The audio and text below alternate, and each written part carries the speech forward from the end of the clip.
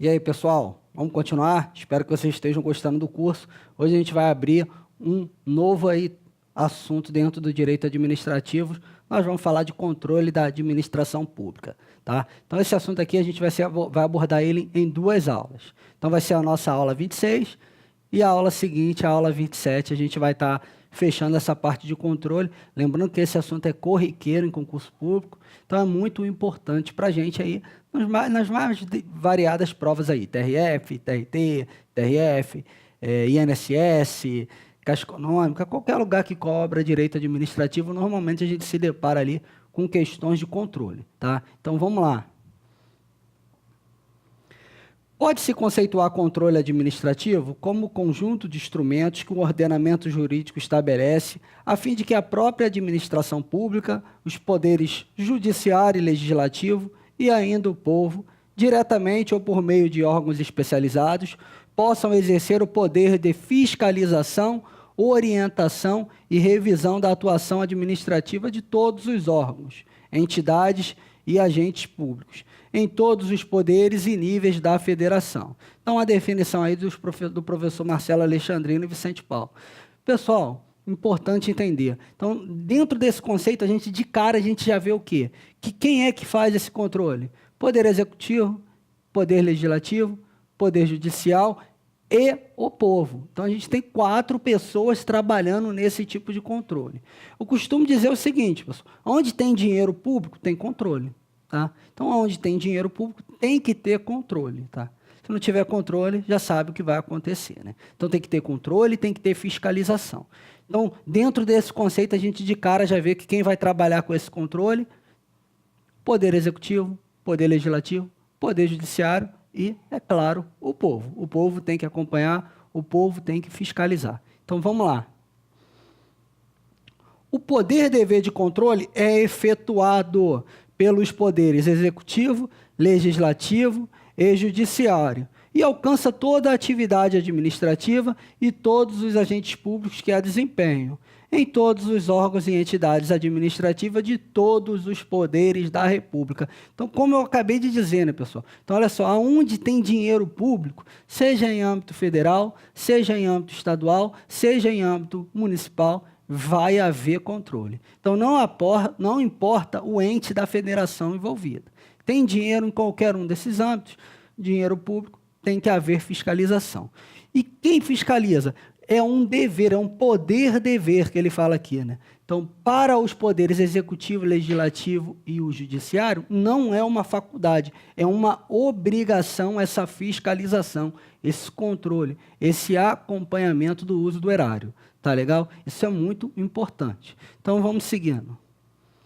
Classificação das formas de controle. Quando falamos de controle, observamos as mais variadas classificações e denominações. Será disposto aqui aquela que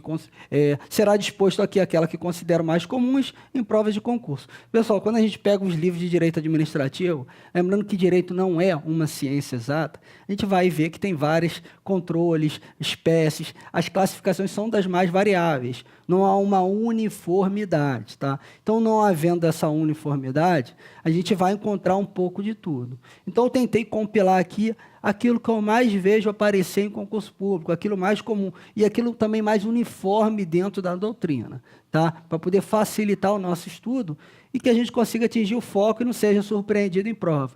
Caia algo aí que você não viu aqui, tá? Então, vamos lá, vamos desbravar essas classificações, essa classificação.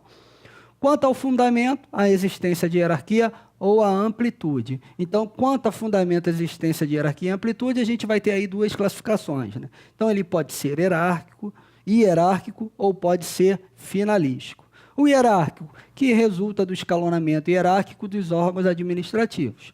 O finalístico é aquele que não possui fundamento na hierarquia. Então, lá atrás, no começo do curso, a gente já viu um pouco disso. Né? Então, a hierarquia, a gente está dentro da mesma entidade, então ali dentro há uma relação hierárquica. Como numa empresa, né? Tem o diretor, tem o gerente, tem o elemento ali que vai executar as tarefas, chefe de RH, tá? Subchefe. Então, o hierárquico segue fazendo uma analogia ao regramento aí das empresas em geral. E o finalístico a gente já viu, né? É aquele que não tem fundamento na hierarquia, mas que tem fundamento o quê? na vinculação, né?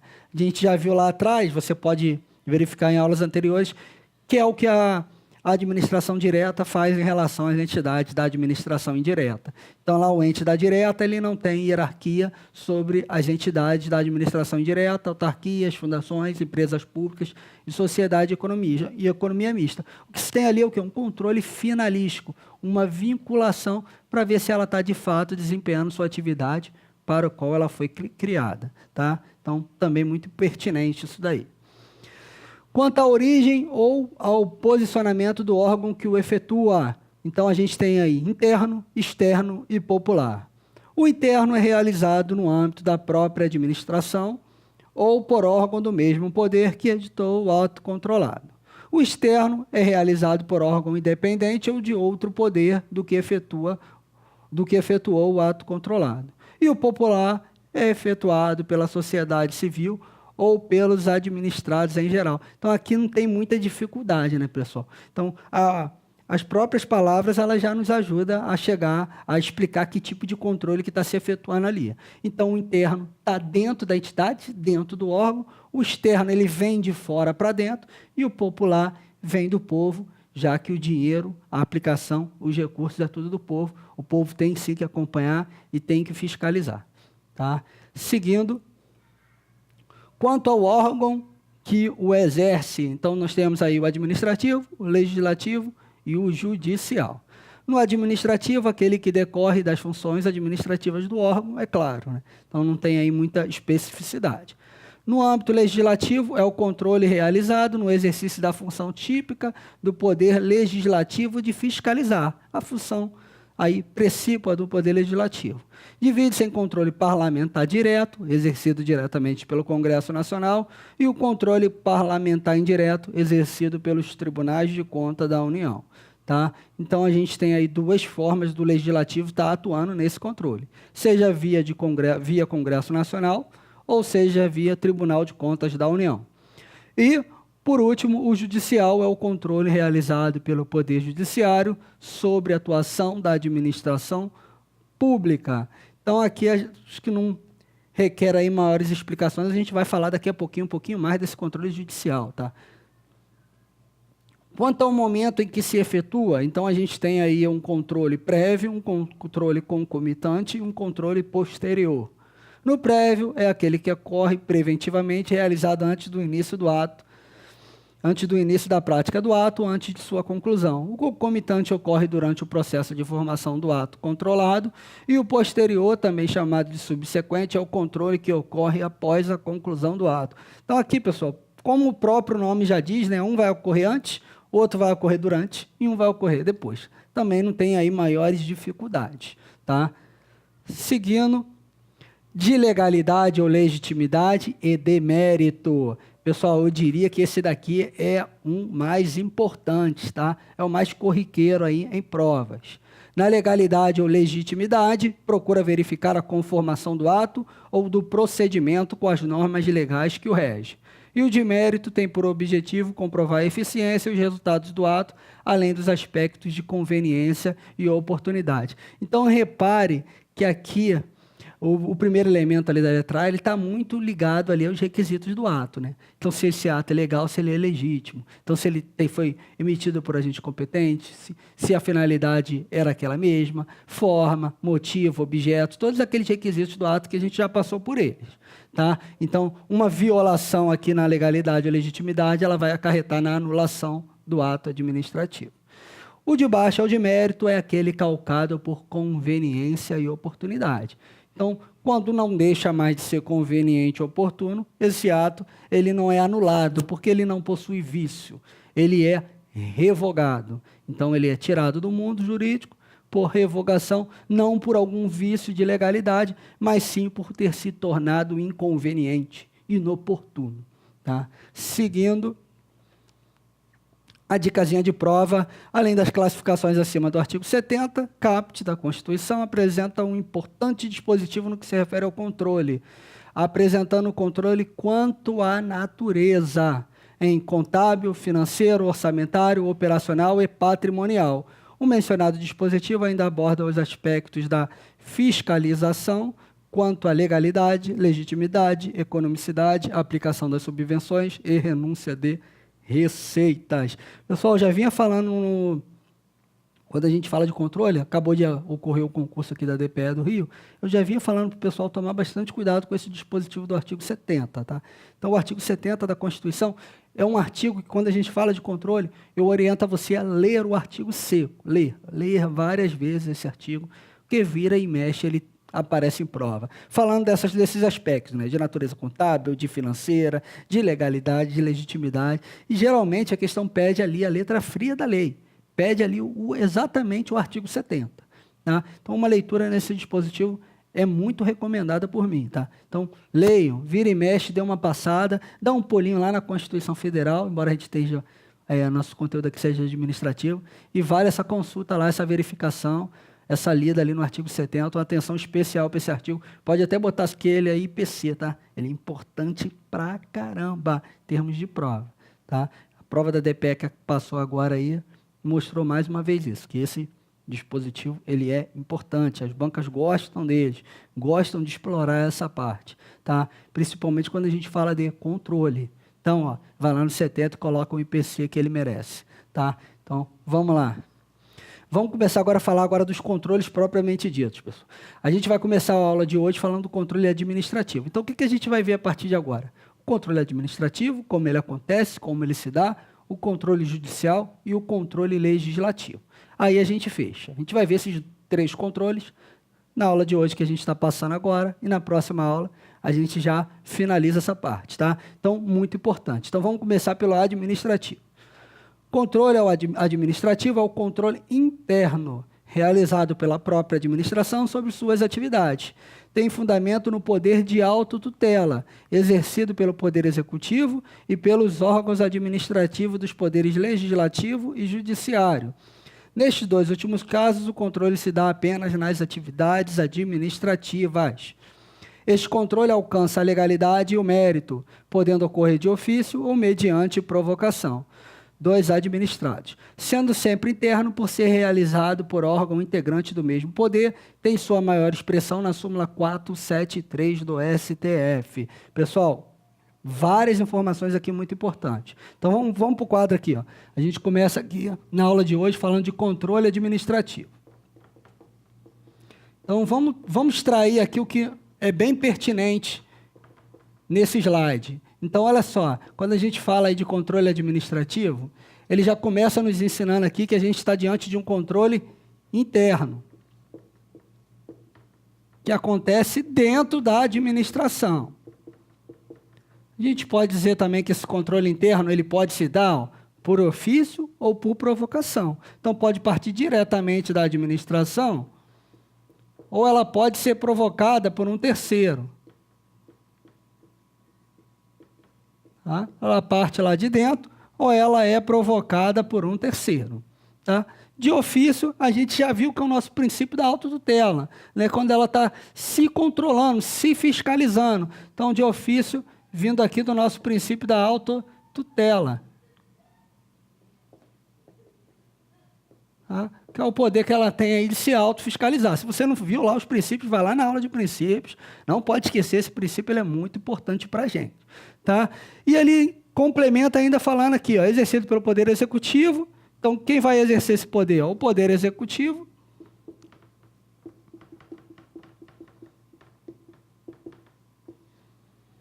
E os órgãos administrativos.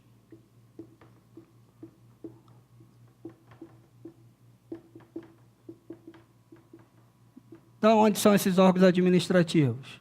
Olha lá, ó, do Legislativo e do Judiciário. Na verdade, aqui órgãos administrativos não, né? Vamos botar aqui atividades administrativas, que vai ficar melhor. Então, olha só, atividades administrativas do Legislativo e do Judiciário. Lembrando que essa não é a atividade fim desses 2 órgãos, tá? A atividade fim deles é outra. Então, aqui a gente tem as atividades administrativas do Legislativo e do Judiciário e o Poder Executivo, que tem como sua finalidade fim, esse sim, a atividade de administrar. Lembrando que aqui o legislativo tem como atividade fim legislar e o judiciário julgar, não é o caso ali. E aí, por último, ele menciona a súmula 473 do STF. Essa súmula, ela despenca em prova. Ela cai corriqueiramente, repetidamente. Não pense você que porque ela já caiu várias vezes que ela não vai cair, não. Tá? O texto dessa súmula é muito importante para a gente. Então, vamos dar uma conferida. A administração pública pode anular seus próprios atos quando derivado de vícios que os tornem ilegais, porque deles não se originam direitos, ou revogá-los por motivo de conveniência ou oportunidade, respeitados os direitos adquiridos e ressalvada em todos os casos a apreciação judicial. Então ele fala que a administração pública ela pode, olha que interessante, anular ou revogar um ato. Tá? De novo, a gente cai aqui na questão de anulação. Pessoal, quando é que ela vai anular? Quando houver um vício de legalidade. Então, para anular, tenho que ter um vício de legalidade. Mas pode não ter vício nenhum e a administração querer tirar esse ato do mundo jurídico. Ele já não é mais pertinente para ela, embora não haja nenhum vício. E aí ela vai o quê? Revogar o ato. Então, aqui não tem vício. Aqui o ato se tornou inoportuno e inconveniente. Nada tendo a ver com legalidade. E aí ela vai retirar esse ato do mundo jurídico. Então, se eu tenho um vício, ela vai anular. Se ele se tornou inoportuno ou inconveniente, ela vai revogar. Essa diferença, ela é muito importante para a gente, tá? Muito importante. Repetindo, na anulação a gente tem um vício de legalidade e na revogação a gente não tem nenhum vício. O ato se tornou inoportuno ou inconveniente. A administração pública ela pode tanto anular um ato quanto revogar. Isso também é muito importante. Ela pode anular e revogar. Agora, quando a gente for falar de controle judicial, o controle judicial ele não pode revogar. Ele não pode se dar em razão de conveniência e oportunidade. O controle judicial ele se dá intimamente com a relação de legalidade e legitimidade. Ele está preso ao aspecto legal e ao aspecto da legitimidade do ato. Então, o judicial ele só vai o quê? Anular o ato. A administração ela pode anular ou revogar. A administração pode anular ou revogar e o judiciário só vai anular. Olha a dica, hein? Olha a dica. IPC. Essa súmula também merece. Eu diria que essa súmula merece um IPC ao quadrado, pessoal. Que ela está sempre aparecendo em prova corriqueiramente. Tá? A gente não pode estar perdendo questões da súmula 473 do STF. Então, vamos seguindo. Existem diversos meios de controle utilizados no controle administrativo. Assim, podemos destacar a fiscalização hierárquica, o direito de petição, processo administrativo, os recursos administrativos e a arbitragem. Aqui eu nada mais fiz do que citar as espécies de controle, de como esse controle pode se dar, tá? De como ele pode acontecer. Então, a gente tem o direito de peticionar os órgãos públicos, a gente pode deflagrar um processo administrativo, a gente pode recorrer, ainda tem uma arbitragem que também pode acontecer, e além da fiscalização calcada ali na hierarquia entre os agentes que compõem ali a administração pública, que estão dentro daquele órgão ou dentro daquela entidade. Tá? Então, essas são maneiras aí de se dar a fiscalização. E, por último, para a gente fechar a aula de hoje, a gente vai falar dos recursos. Tá? Então, vem cada vez mais aparecendo em provas a questão do recurso hierárquico impróprio. Então, eu decidi trazer um tópico em separado para a gente falar deles aqui. Tanto do recurso próprio e do recurso impróprio, para você saber qual é a diferença basilar, o que você tem que saber desse recurso impróprio que vem caindo em prova para não errar. Tá? Uma questãozinha que dá para pegar, que não requer aí maiores dificuldades. Então, vamos aos conceitos. Ó. Recurso hierárquico próprio pode ser chamado simplesmente de recurso hierárquico ou apenas recurso, em sentido estrito. É o recurso padrão, pessoal. Trata-se do pedido de reexame do ato dirigido à autoridade hierarquicamente superior, aquela que editou o ato, que então está ali dentro do órgão ou entidade, você recorre ao recurso padrão, o recurso normal, pessoal, sem nenhuma especificidade. No recurso hierárquico impróprio, são recursos dirigidos a órgãos especializados na apreciação de recursos específicos e que, portanto, não estão relacionados hierarquicamente com a autoridade que editou o ato. Portanto, nesse caso, não há hierarquia entre a autoridade que editou a decisão e aquela que irá analisar o recurso. Por não existir hierarquia, esse tipo de recurso só é possível quando há previsão legal, atribuindo a competência e estabelecendo os limites de seu exercício pelo órgão controlador. Pessoal, tentei ser o máximo sucinto aqui. Então, olha só, no recurso hierárquico próprio é o recurso padrão. Sai uma decisão, você recorre para a autoridade imediatamente superior. Há uma relação aqui de hierarquia. Já no recurso hierárquico impróprio, não há essa relação. Então, o recurso ele não vai para a entidade imediatamente hierarquicamente superior. Ele normalmente vai para um órgão especializado, vai para um terceiro que vai fazer a análise desse recurso. Então, o recurso hierárquico próprio, ele não tem o elemento da hierarquia que a gente tem aqui no recurso hierárquico próprio. Tá? Então, é esse terceiro que vai emitir o julgamento desse recurso. Mas isso só pode acontecer quando houver previsão legal. Tá? Isso é muito importante. Recurso hierárquico impróprio já vem ganhando corpo aí em provas. Tá? Então, o primeiro recurso, o próprio, é o recurso padrão, calcado em hierarquia, sai a decisão, eu recorro para a autoridade imediatamente, hierarquicamente superior. O recurso hierárquico impróprio, eu não vou recorrer para a autoridade imediatamente superior, eu recorro para um terceiro, geralmente um órgão especializado. Mas para que isso aconteça, tem que haver previsão legal. Não havendo previsão legal, não vai ser possível impetrar esse tipo de recurso. Tá? Com isso, a gente finaliza, tá, essa parte de controle administrativo.